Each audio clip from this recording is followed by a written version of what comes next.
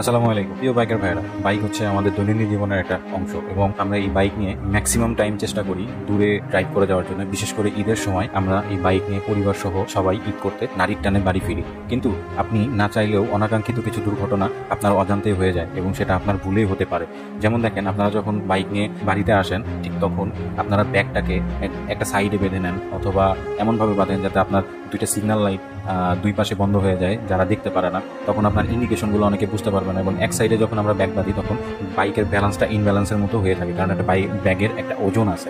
So আমরা long ড্রাইভে অথবা সেটা যে কোনো দূরত্বেই হোক না কেন, রাশ টাইমে আমরা চেষ্টা করি সকলেই একটা ব্যালেন্সিং রাইড করার জন্য। সো আমি পার্সোনালি যেটা করি সেটা, লং ড্রাইভে যখন আমার ওয়াইফকে কিংবা আমার কোনো পিলিয়ন নিয়ে যাই তখন আমি দুই পাশে ব্যাগ বেঁধে নিই। এই যে আমার দুই পাশে ব্যাগ বাঁধা, এইভাবে ব্যাগ বাঁধলে আপনার বাইকটা ব্যালেন্স খুব ভালো থাকে এবং আপনি ব্রেকিং করে খুব মজা পাবেন। ধন্যবাদ সবাইকে। ভিডিওটি ভালো লাগলে শেয়ার